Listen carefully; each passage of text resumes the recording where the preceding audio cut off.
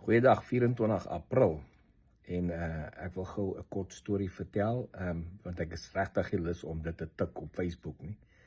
Van 'n vraag, ek het iewers 'n komment gemaak dat ek vir Fidel Castro ontmoet het in 2002. Iemand wil net weet wat was die storie daar agter. So is makliker om dit net te praat. Ons was besig met die 2002 of 2003, ek kan nie lekker die datum onthou nie. Daar in Sandton, die World Summit op Sustainable Development, UN's Agenda 21.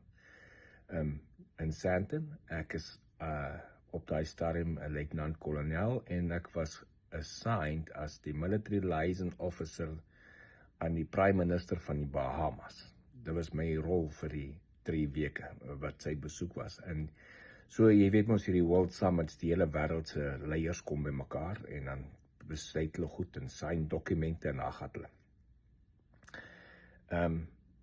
Nou, wat het dit te doen met Fidel Castro? So, hy het ook gekom, hy het Cuba gerepresent daai tyd. Nou, al hierdie wêreldleiers bly in 'n paar hotelle bymekaar in Sandton, in dieselfde omgewing. Hulle gebruik hierdie geleenthede om somme bilateral meetings met mekaar te hê, want hulle is nou somme bymekaar. Hulle hoef nie spesifiek tussen lande te gaan reis om mekaar te gaan sien nie. So baie met hierdie tipe kry jy baie agteraf samesprekings tussen lande wat nie deel van die summit is nie. En op 'n stadium moet ek organise dat die prime minister van Bahamas moet vir Fidel Castro gaan sien, daar in sy hotelkamer.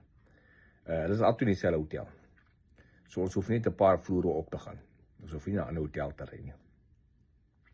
So ek en die liaison officer vir Fidel Castro, ons onderhandel en maak die planne en die reëlings. Ons het nie onderhandel nie, ons maak die reëlings. En hierdie aand, hierso by 5:00, 6:00 die middag, moet ek vir die prime minister van die Bahamas eskort aan na sy hotelkamer toe waar Castro is. Dat hulle nou hulle chat. Ons kom maar in, nou hulle het gewoonlik suites, almal van hulle, so daar's 'n sitkamertjie met so 'n kamer apart. Nou is hulle daar, ons bring hulle in. Nou ook spesifiek dop, want onthou ons is in Angola gefight in die Cubane. Ons ken hulle storie al van die 80s en die 70s af. Nou wil ek bietjie net sien, nou is ek baie naby aan Castro. Jy sien, ek wil nou kan sien in sy body language, sê, wat se tipe mense is hy? So ons kom in en ons word geïntroduce, ons almal skud hande. En daar begin die twee te chat. Hulle begin met hulle stories te praat. En ek sit net weg en ek dop hom dop. Jessie, en ek kan nie sien. Hierdie ou het iets om hom.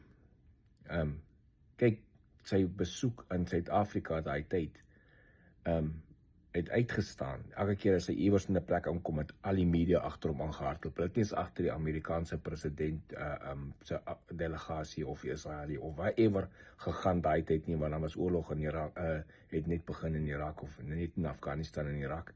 So jy sou dink hulle is hoofnuus, maar almal jag agter Castro aan, want Castro kom daar met die attitude. Ek het julle gehelp om apartheid te onderdruk en te wen in die oorlog in Angola. Nou skuld julle my. Dis die attitude wat hy gehad het. En hy's nou al 'n ou man, 2003. Ou man. Nou sien hoe kom daar. Hy het nog steeds sy selfe attitude, daai aura om hom met almal skuld om iets. Hy is die wêreldleier en almal skuld om iets. En nêrens kan ek iewers te sien in sy body language of iets dat hy eers iewers iets voel vir iemand anders nie. Hy is daai tipe mens en lyk my dit is wat hy is. So, dis nogal partykeer interessant om persoonlik met sulke wêreldleiers in hulle omgewing te wees, of al is dit net vir 'n halfuur of 'n uur of so.